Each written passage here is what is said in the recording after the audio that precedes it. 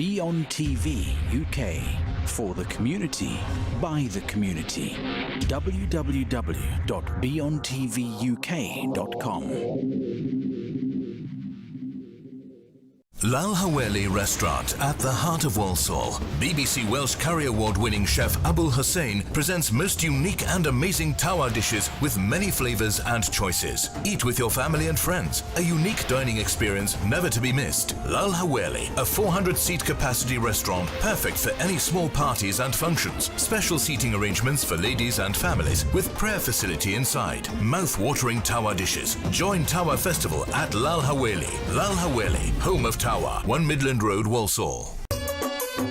আইলানা ঘরের শপিং করলানা সোনালী সুপার মার্কেটের হয় না তুলনা গো সোনালী সুপার মার্কেটের হয় না তুলনা সোনার বাংলার তাজা সবজি মিঠা পানির মাছ বছর ঘুরে সওদা করো আছে মূল্য হ্রাস ওল্ডানার বার্মিংহামে সোনালী সুপার মার্কেটে ঘুরে একবার আসো না সোনালী সুপার মার্কেটের হয় না তুলনা গো সোনালী সুপার মার্কেটের হয় না তুলনা Sonali supermarket Lozells road Birmingham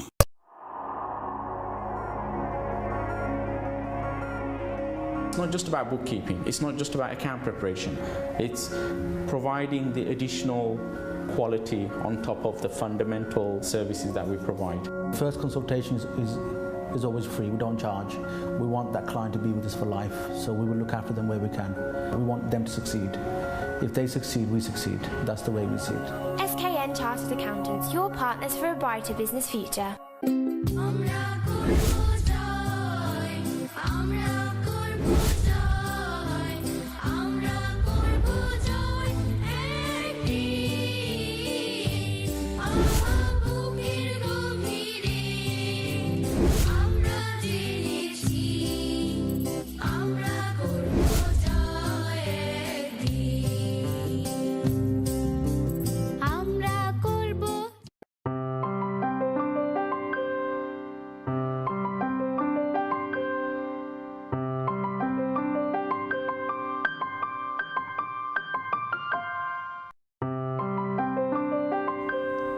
Assalamu alaikum and welcome to BEONTV UK. I'm Aamilah Begum and I'm bringing to you the first of the episode for Wholehearted Living, all about courage, compassion and connection. So bringing guests on who are going to share their stories. I'm a big believer of sharing stories, sharing journeys, creating comfortable platforms and spaces here on BEONTV UK so that our guests can come on and share their stories with you about courage, compassion and connection. So those of you who are watching, if you're on YouTube, then please do share with other friends and family. On YouTube you can find us BEONTV UK and also on Facebook, Beyond Television. So I'm going to introduce you to my guests very briefly. I'm going to pass the introduction more to tell them more about themselves with you. So on my right to your left I have Hanna, and here on my left and to your right we have Tamanna. Assalamu alaikum ladies. Walaikum assalam. And welcome to the first episode of Wholehearted Living. Thank you very much. I'm so excited because I was telling you just before we came on that we just had this connection instantly. So I've never met these two ladies before, so I'm super excited about interviewing them because I've read up on what they do and learn more about what they do, and I'm really excited to bring them to you as well. So if you start with yourself, Hanna. Assalamu alaikum. Thank you for having us here. My name's hannaihsan. I am a lawyer. I'm a mom of 3 boys, teenage boys. I'm also an aspiring artist. That's me. When she says she's a mom of teenage boys, like I'm going to be asking her about her skincare routine off screen. We'll look into her brain. So yeah. And over to yourself. My name's Tamanna Abdul-Karim. I'm also a mum of 3 young children. I'm a teacher of English in a local Birmingham school, and I'm also an aspiring poet. We're going to come on to that in a poetry. Right, so just the brief conversations that I've had with you, you know, you immigrated to the UK with your family. You were 10 years old and you were 2 years old. I was, yeah. And I just want to, it's not an easy thing to do. Like, you know, we see so much of it, you know, communities and families leaving their motherland and then immigrating over to another country, and we see so much of it. We've almost become kind of complacent and think, oh, here's another family, or there's another family that's migrating or immigrating. But actually, when I stop to think about, like, you know, I think about my mom sometimes, like how daunting of an experience it must have been to leave not just your village but your country and come into a completely different, you know, Western country, different culture, where you come, where you're a minority, and, you know, settling in, and there's a lot of courage around that. And also, you know, seeking compassion from the outside world while you're coming in and you're settling, and then being able to connect not just to yourself but with each other and with the community around you. So let's talk a bit about your journey coming here into the UK. Yeah, I'll go first. For me, it was a real shock to the system. I think before we moved to the country, Dad was trying to get us ready to say, look, you need to learn English, improve, and translating from Bangla to English, it never made any sense to me at all. I couldn't do it. So when we did move here, I hated the climate. It was miserable, it was grey. I missed my friends. Our eldest sister stayed behind, so I missed her. And the adjustment was really tough. And the biggest barrier, perhaps, was that loss of identity. Who am I here? Nobody knows me here. I don't have any connections here. And then building up that connection. Until you have a grasp of the English language, it's very difficult to connect with the people here or the education system.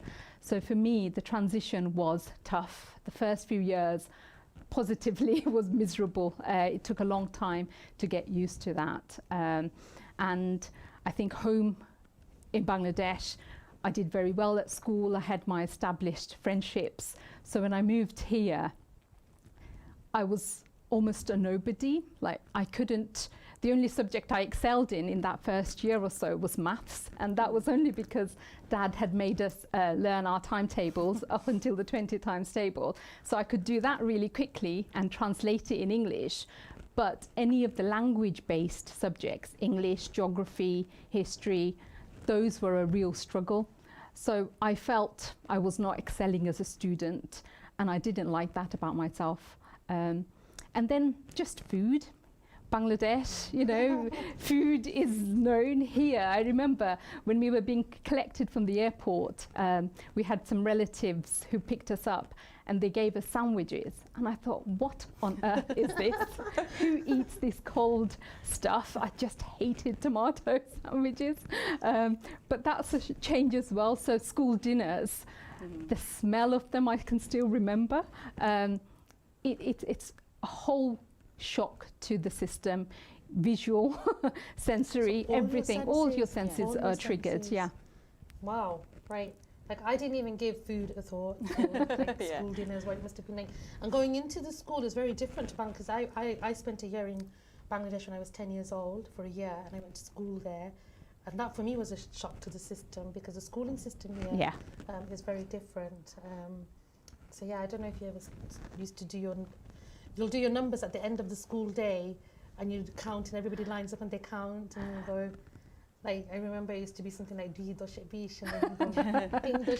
then that's how you would finish off. And it was very different. The culture of education there and schooling is very different. So no, thank you for sharing that. That's okay. Really interesting, thank you. But we are going to come back to, like, how you've gone on to achieve and the success, because I'm super excited to come back to that part of the conversation. Over to yourself then. For me, the transition obviously was less dramatic, to be honest, because I was 2 when I came to this country.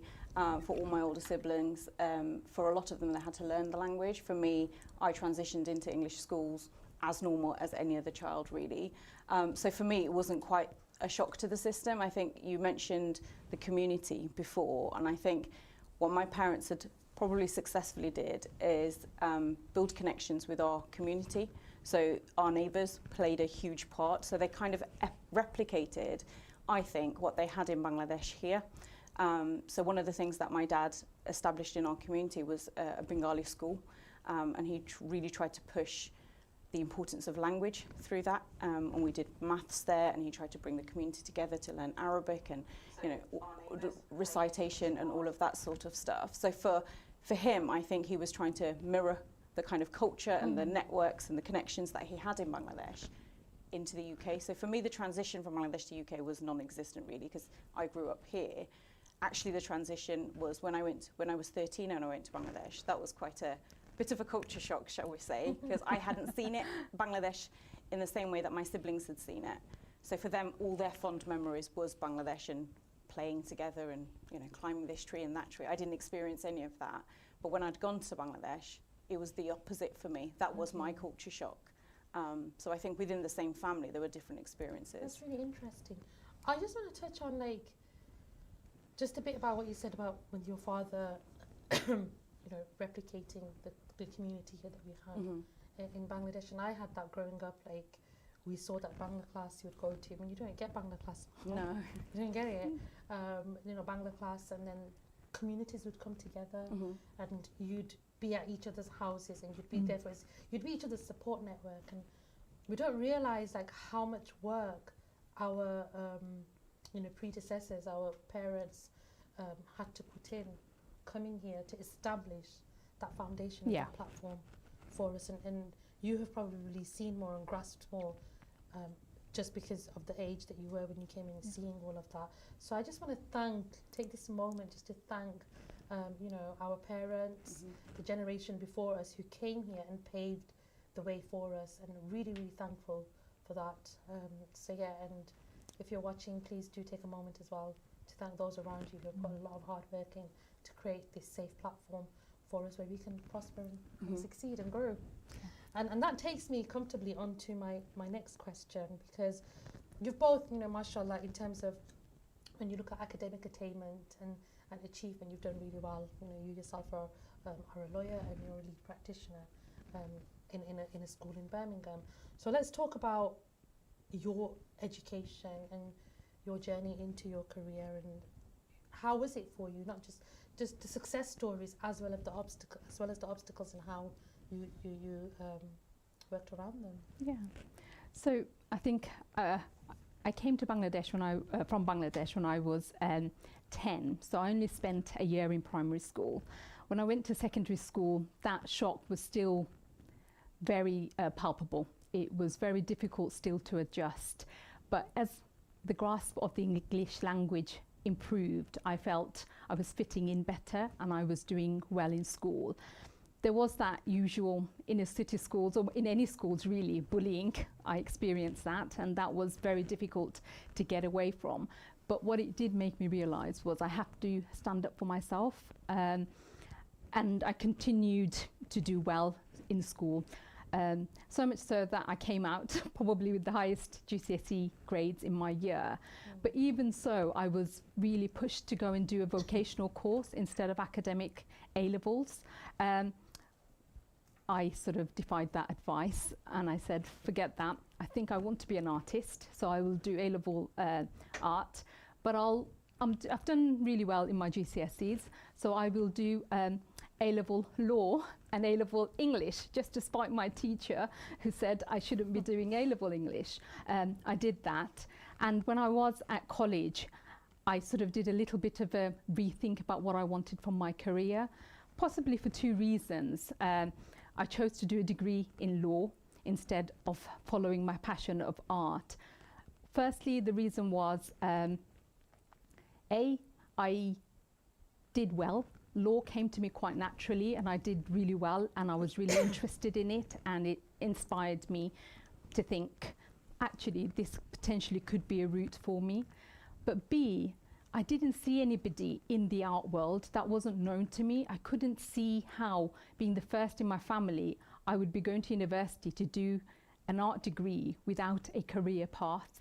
I was breaking boundaries, so I wanted to make sure that if I was going to go to university, I wanted to do a degree that mattered. I'm not saying that art doesn't matter, but for me at that point in time, law was the right choice. I did a law degree, and like many people sort of in the 90s, there was a lot of law students, and finding a right training contract was extremely difficult. And I didn't, for me, I don't know whether I put these boundaries on myself, but if I wanted a training contract, I wanted the best. I didn't want to just settle for anything. So I applied for training contracts with the Magic Circle law firms and West End practices in London because I wanted the best. And there were barriers. I was getting rejection after rejection, and it was really shattering. It was really diminishing you as a worth, your worth as an individual, and it really affected my confidence. But I thought, hey, if anything, if it was going to be that easy and everybody would get there, I'm not going to let it stop me. So I carried on applying for training contracts, but I thought, hey, I'm good at other things, so let me apply for graduate roles. I secured 2 offers of 2 graduate programs, and I took one of them with a major retailer. And after doing that a couple of years, I thought, I'm still not intellectually challenged by this. I want the law. So I applied for a training contract, and I secured a training contract with a big London firm. Alhamdulillah, I was very grateful for that.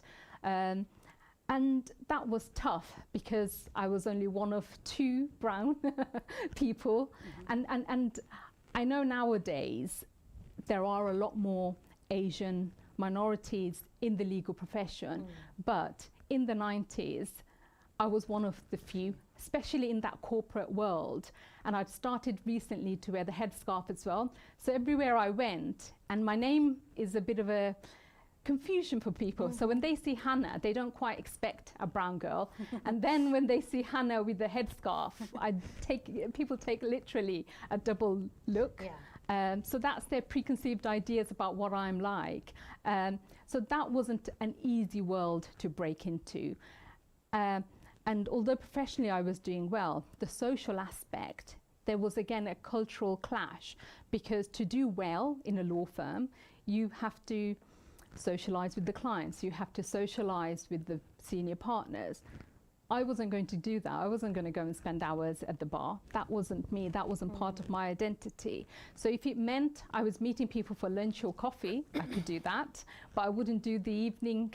And I knew that would place restrictions, limitations on me. Not necessarily they were deliberately thinking we won't give Hanna this promotion because she's not doing that. It's just human nature. People get to know you through social interactions, and if you're not engaging with them in that environment, you're less well known. Yeah, it's like if you don't rub shoulders with the people, the decision makers, and the key stakeholders, then progress and growth becomes that much more challenging. Not impossible. It's not impossible at all, and that's what you demonstrate. So yeah, is there anything else you want to say? Well, I was just going to say, like, I did a traditional route. I went into the law firms. I qualified there, and then I relocated. And I've now, for the last 10 years, been working in-house for very large employers. And that's been a challenge, and again, a stimulating environment for me, because I'm doing something quite different. So I've seen law as most people would expect it, where you're in a firm advising clients. But I've seen law from the point of view of supporting a business to find solutions and be a problem solver. And that's been really interesting for me. And I think what I would say to people who are coming up and thinking about law or any other challenge, pursue your dreams, go after them. It comes with a lot of hard work, a lot of determination, and there will be obstacles, but you have to advocate for yourself. And that's quite different to promoting yourself. I'm not talking about self-promotion, but I'm talking about self-advocacy. Put yourself out there, put yourself out of your comfort zone.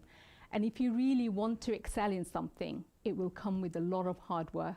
And alhamdulillah, a lot of good fortune as well. It needs a little bit of luck, but you have to put in the effort in order to see the results. And I love what you've said there, because it's that showing up and showing up and keep trying. And, you know, you're not going to get everything on day one or in year one. And you just keep going and you just keep going and you just keep trying. And it is that courage to keep showing up. Absolutely. Every day. You know, just listening to you when you talk about careers advice, it's such a common thing from those who finished school in the 80s and 90s. And I've heard this story so many times from, you know, really successful ladies where they were told in school, no, that's not a career for you. No, don't go down that road. And, you know, your perseverance, mashallah, like, truly inspirational. So thank you for sharing that. Over to yourself now. Let's talk about your career and your path into education and what you're doing. So it was a similar sort of path in the sense that I had a specific teacher who told me not to do A-levels. Like I said, I didn't have the same sort of challenges as Hanna did in terms of school and bullying and the experience of fitting in and learning the language. Alhamdulillah, it was much easier for me. But I did have teachers who explained to me that I wasn't good enough for whatever reason. I thought I was excelling in school.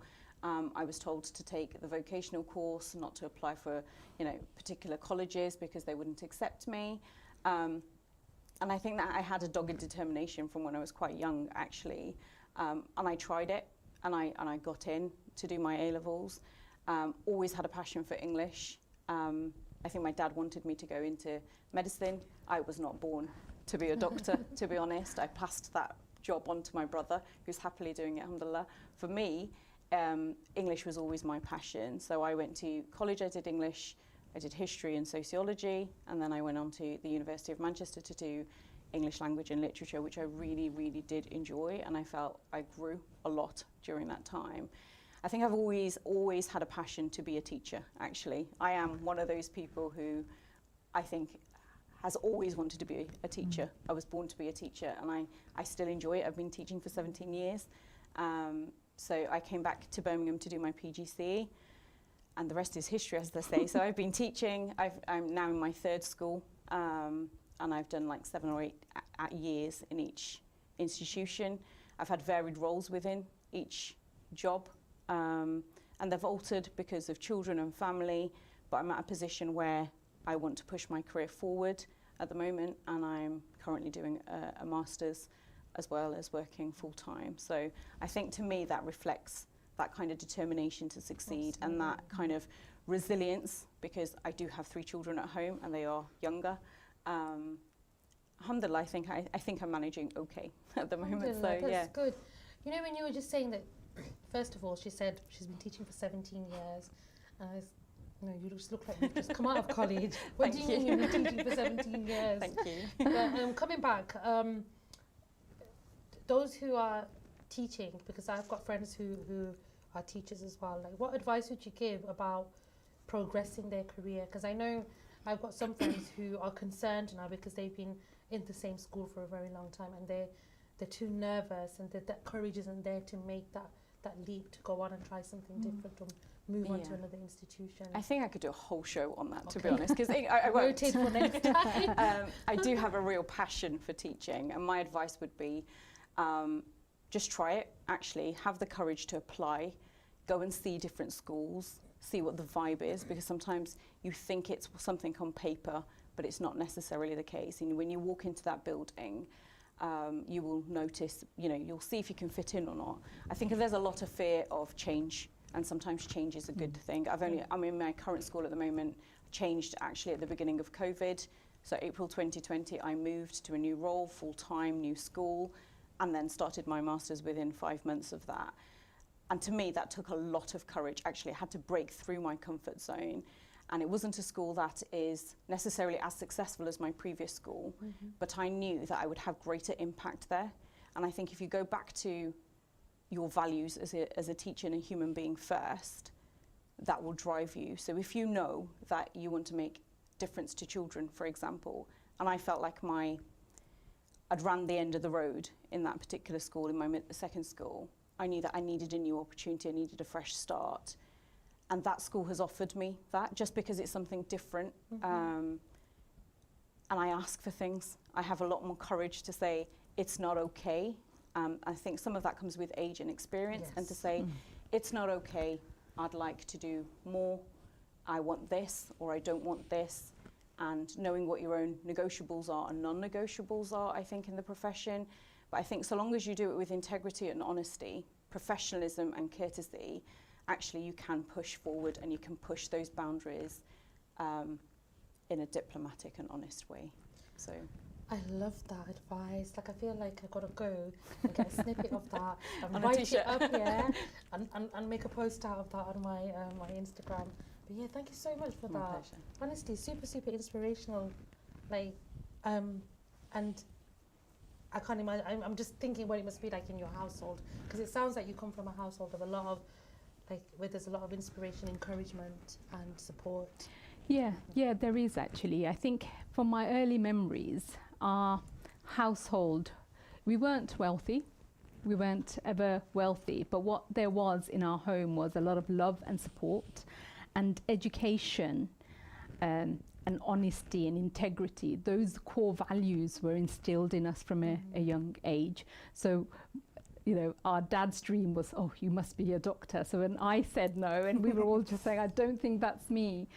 It could have been easy to say for him at that generation to say, you're not doing this. Or when I wanted to move away from home to go to university at the beginning of the 90s, it would have been easy for him to say it's not done. He didn't say that. I trust you, you go. And just coming back to a point Tamanna made earlier about community, this is the culture they'd built around the community. So my dad, he was slightly older than the other sort of parents there. So he was a figurehead for them, but he also provided a lot of counsel and advice. So when I went away from university, it wasn't as if like I'm the first in my family. I almost felt like I'm the first in this community.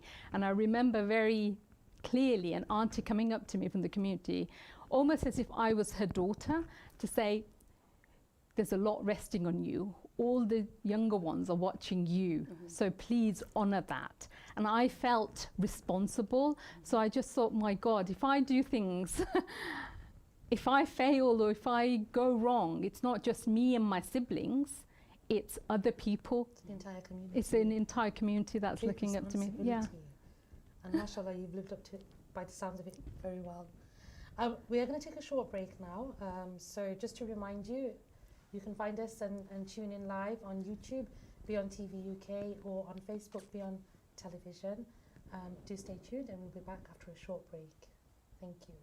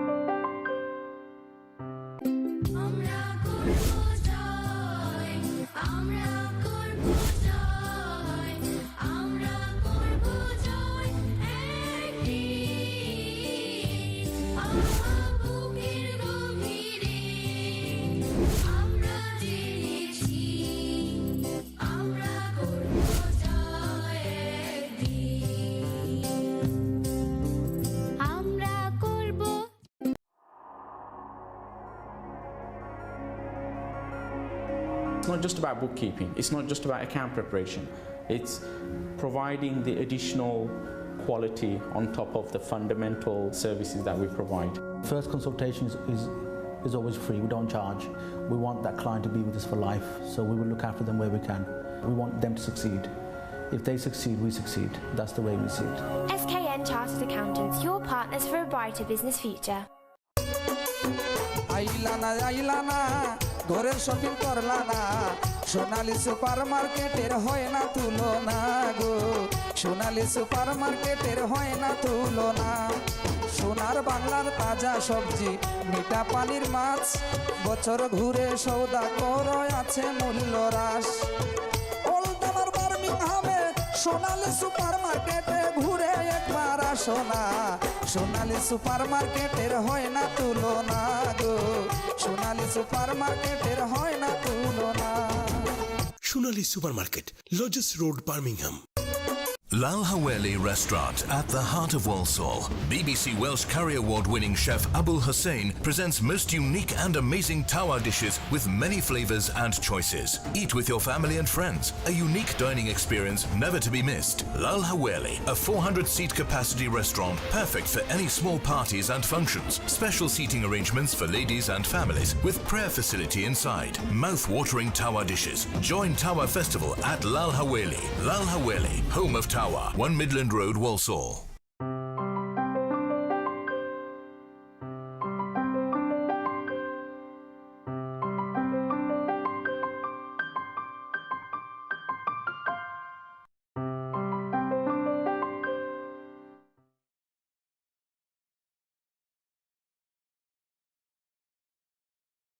Here on BEONTV, and it's all about sharing stories around courage, connection, and I've forgotten the other one, compassion.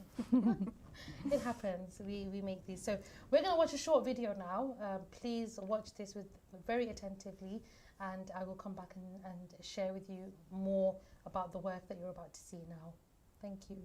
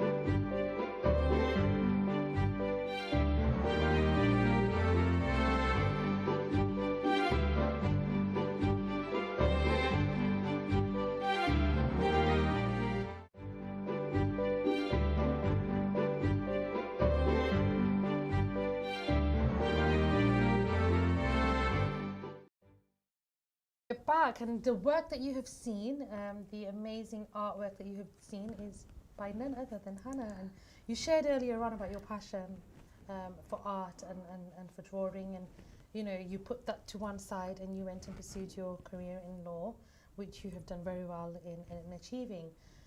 Tell us your story about how you came back to art. Yeah, so like you said, I did A-level art, and for the last 20 years it's literally been parked to one side, so I've probably not done more than 5 paintings in the last 20 odd years. And lockdown, although the pandemic has been horrific in many ways, the opportunity to just reset our lives, the opportunity to take some time out, just gave me this opportunity to rekindle my passion for art. Not having time to go, well, not being able to go and see family and friends, and I have got a big family, so a lot of that time goes socializing, just meant either my option was to go for walks or watch TV or do something else, and there's only so many walks and so many TV programs you can watch.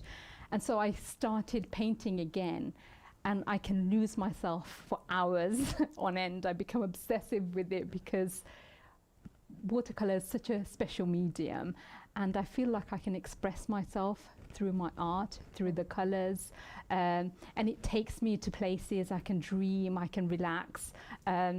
It's wonderful. Absolutely loving painting again. Thank you for sharing that.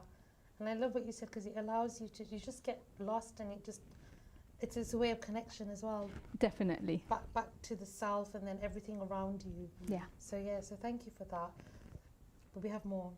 It doesn't stop at that. There's more creativeness in this family. And over to yourself now, Tamanna, because you're into poetry. I am, yeah. Something I am super, super fascinated about myself. I do poetry myself, but this isn't about me. Back to Tamanna. And talk to us about poetry, obviously natural, somebody who's so passionate about English. When did you start your poetry and why, and what do you gain from it? I think I can't pinpoint exactly when I started writing poetry. I think I've written poetry since I was little. But over the years, again, work, life, being a mum, you kind of lose a little bit of that over time. And I've just kept the thread going over time. And what I found, again, pre-lockdown actually, poetry allows me to find my inner voice. So I've started to write, and actually I have written for a couple of years now. I've compiled my own artwork, so I'm looking to hopefully, inshallah, publish it at some point in the future, if I may.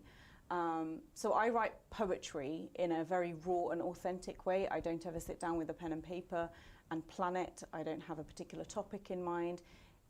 It's just inspiration that comes at me, sometimes in the most kind of unpredictable way, as I'm driving home from work, if I've had a rough day, or so if there's been an incident in the media. That kind of propels me to write. Because for me, creativity, especially on a paper, is a form of expression. I find it really, really liberating to be able to articulate exactly what I want to say. And I think it's been well received. It's landed quite well with a lot of people. People have resonated with what I've said. So at some point, I'd like to share a piece, if I may. I want to hear. I'm waiting. I've been waiting since I've been told like a few days ago about your poetry. So yes, go for it. The floor is yours. Thank you. So this is a piece I wrote actually about my dad, who really is an inspirational figure for me. And like I said earlier, my dad was a figurehead in the community who encouraged us to learn and speak Bangla in the house. So this is to my father. Dear Dad, I'm sorry for the language that you gave me seems to be getting lost because of me. I didn't mean to drop that baton, but I'm just not as admirable as you, as I can't seem to hold onto any more than two. But which to pick, I ask myself. I seem to have forgotten the rhythm of your language, the one that was so natural to me that my class teachers doubted my ability to do the maths that you taught so quickly in my head, and the language that flowed so poetically. But today, I stutter and stumble, trying to say something so simply, and so quickly I give in, surrender to the other me. No more does it feel so natural with me. I'm sorry. Dear Dad, I'm sorry. For the language that you gave me seems to be getting lost because of me. Once I knew a song of my whole anatomy, from the name of the head, eyes and knees, all in Bengali. Eiti Mostok Momo Editu Choron. But I know that song is far from done. I even knew the days of the week and the months were just so easy for me, and yet today I struggle to set my tongue free of the language that sits so aggressively in me. I think and dream and speak with my new tongue, the one that's taken over me. Dear Dad, I'm so sorry. For the language you gave to me seems to be getting lost just because of me. Our heritage, yours and mine, seems to be dying, and I cannot keep it within me, but I'll keep trying. Please, please don't think it's because I care less. I don't. I know the language I was given was blessed, but I just seem to be losing this battle because the words within me sit in a chaotic heap of mess. It's a rope I just want to hold, to firmly place me in the fold and mold of baton of identity that I pass. And I'm sick of feeling like I've sold my mother tongue for another song, and yet I just can't seem to do it with ease. Dear Dad, I'm sorry for trying, but losing, for wanting, but stumbling, because I too would like to teach the song of the anatomy, or count the numbers in ease, even do maths in style. I too would like to teach so that my children can hold two tongues and the richness with which it comes. But until then, dear children, I am sorry too. Wow. Oh, Thank you. You need to that clap. was just, yeah, I hope you're all clapping. That was just, wow. For me, it was about obviously being bilingual. And Bangla was such an important language in our home. Like, my mum and dad don't really speak English too well. But I feel like I've lost that language a little bit, and my children speak even less Bangla than I do at the moment. And I suppose it is a lack of trying, really. So for me, it's that kind of hopelessness within that duality of identity a little bit. And you're probably not on your own with that. Yeah. I think so many of us, even me who came to my formative years were only speaking Bangla. But even now, if I were to hold a conversation with somebody, it doesn't flow as easily as the English does. And I'm grasping, and half of my vocabulary is in English, even when I'm speaking in Bangla. And I feel it's not natural, but we're trying. It's more the Benglish now. Yeah. Speaking, yeah. And I think what you've just said, you know, your poem in there and the bit that you say about the mother tongue, and that is, you know, we're losing it, and we haven't got enough of it to pass it down.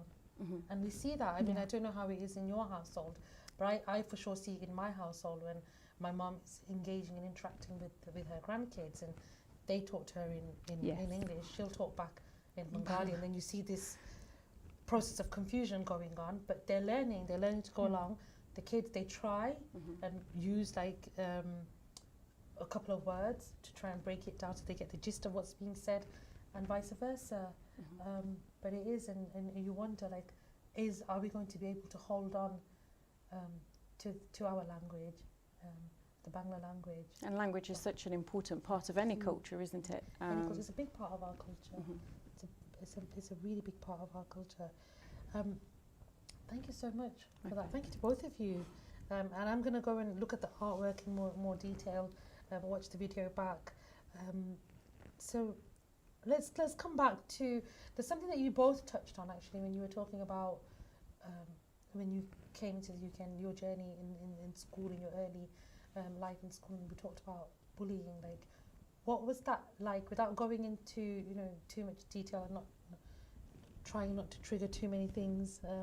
Just a conversation, like, what was it? Was it because of a combination of things maybe, or that you were here quite at a young age and not having the grasp of the language?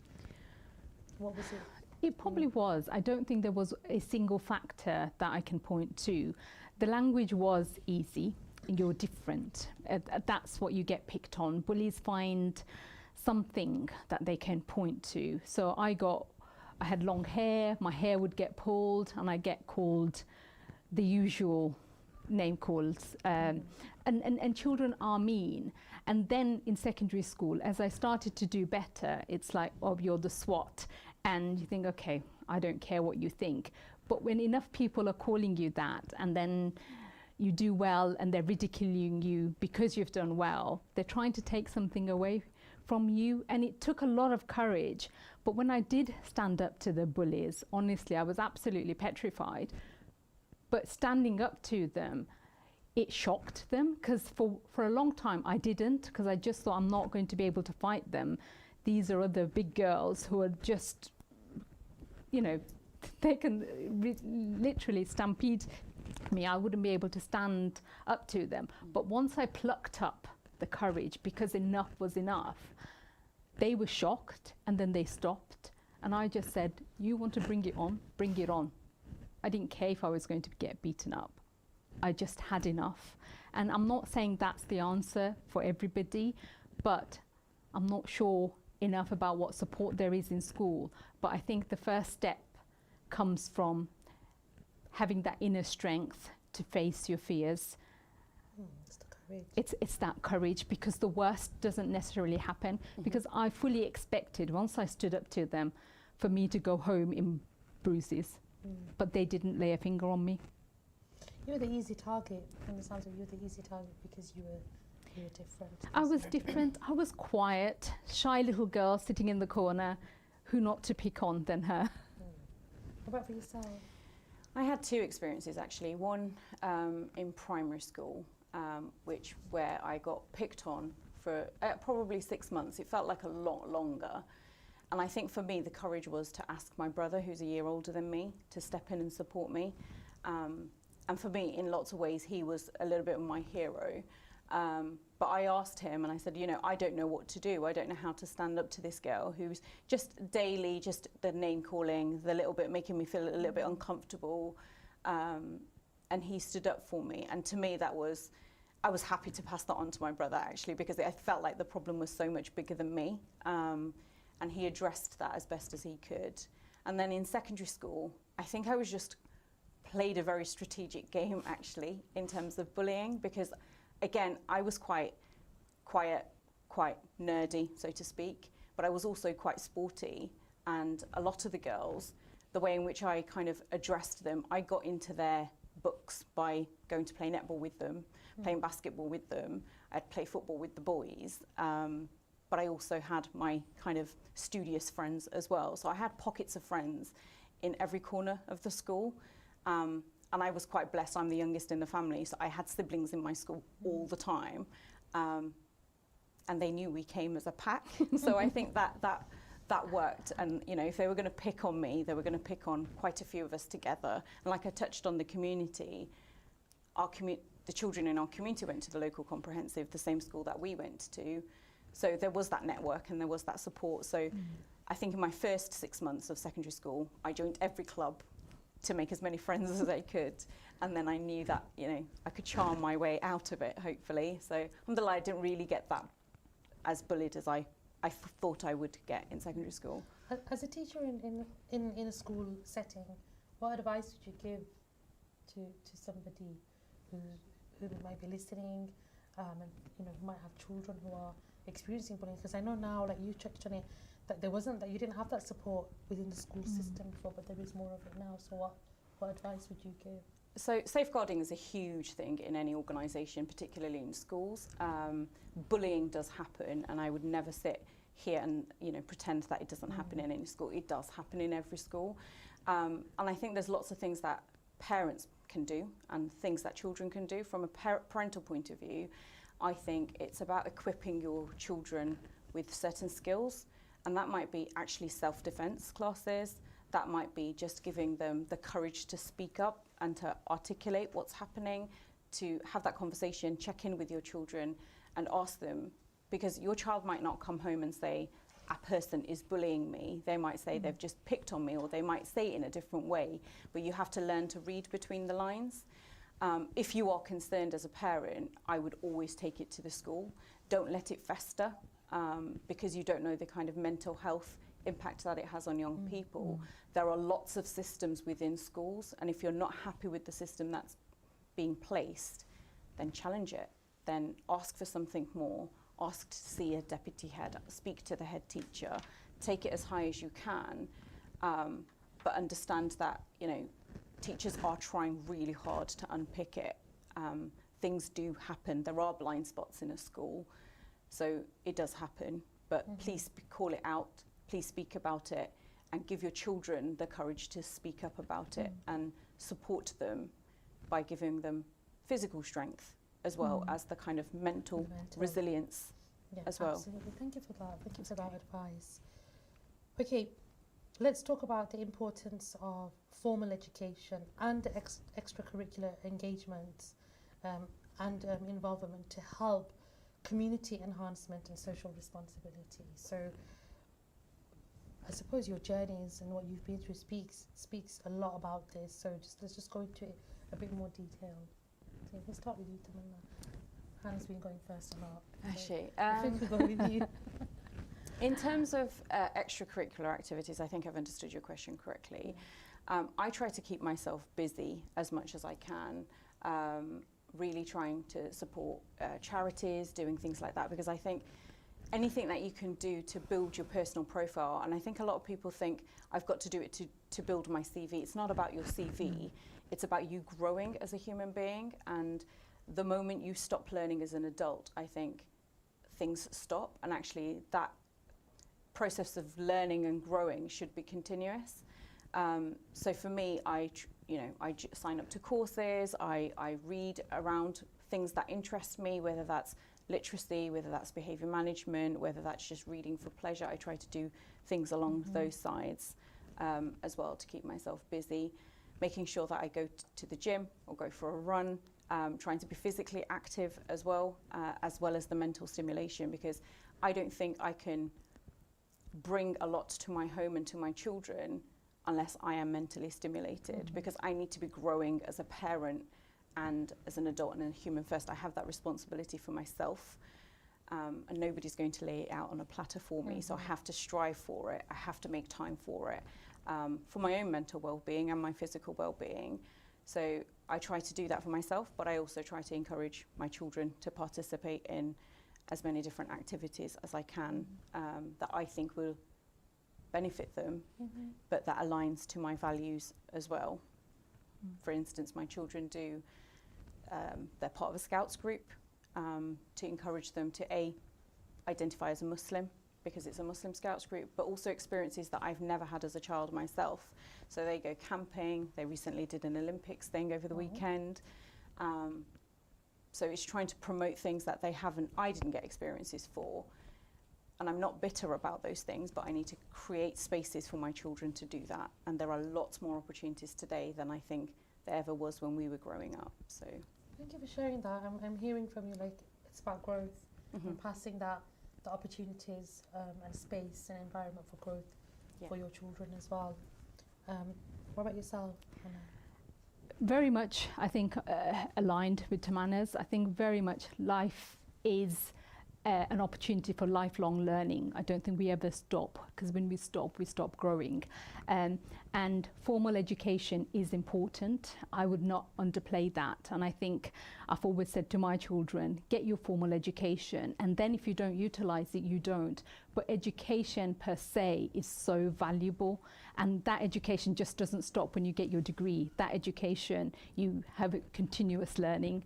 Part of my profession, we have to have continuous professional development. That's taken as a given, but doing things outside. Coming back to CV, yes, your extracurricular items aren't simply for the CV for applying for jobs, but equally without it, you're not going to get very far. So when I was applying for training contracts, I was competing against privileged middle-class children who'd taken a year out, travelled, they were teaching a foreign country, teaching English. Well, I don't have that opportunity, but what do I have within my reach? So I could do volunteering, I can get involved with community works, I can play sports, I can support different things. And even as a mother with 3 teenagers, I regularly play badminton.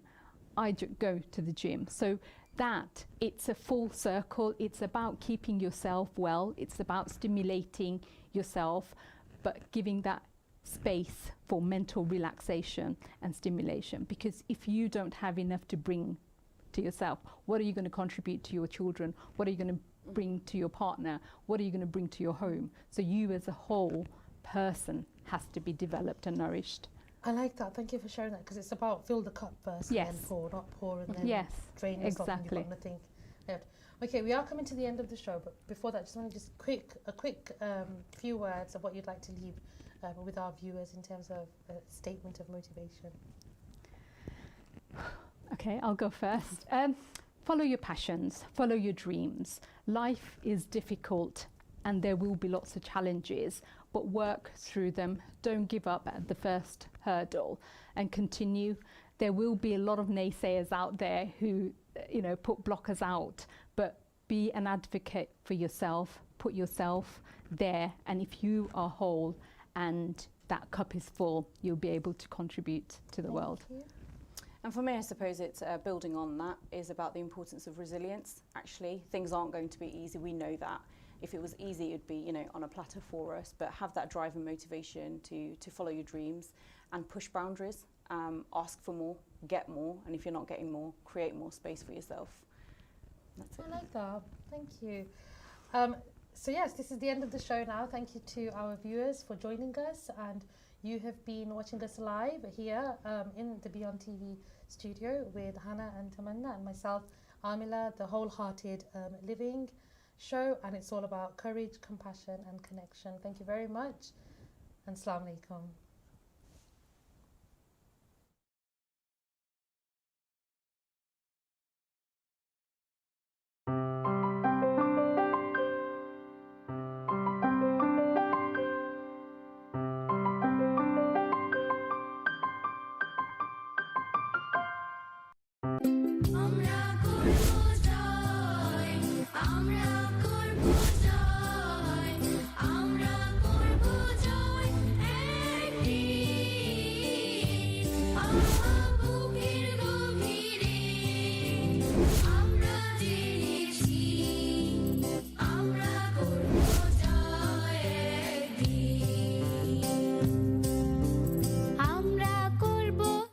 Lal Haweli Restaurant at the heart of Walsall. BBC Welsh Curry Award-winning chef Abdul-Karim presents most unique and amazing tawa dishes with many flavours and choices. Eat with your family and friends. A unique dining experience never to be missed. Lal Haweli, a 400-seat capacity restaurant perfect for any small parties and functions. Special seating arrangements for ladies and families with prayer facility inside. Mouth-watering tawa dishes. Join Tawa Festival at Lal Haweli. Lal Haweli, home of Tawa. 1 Midland Road, Walsall.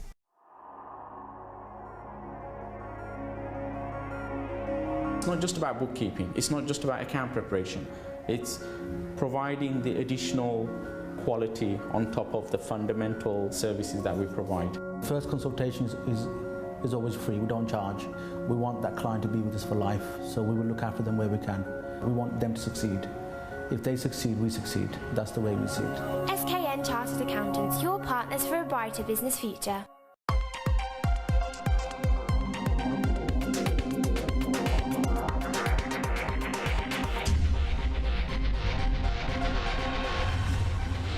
BEONTV UK, for the community, by the community. www.beontvuk.com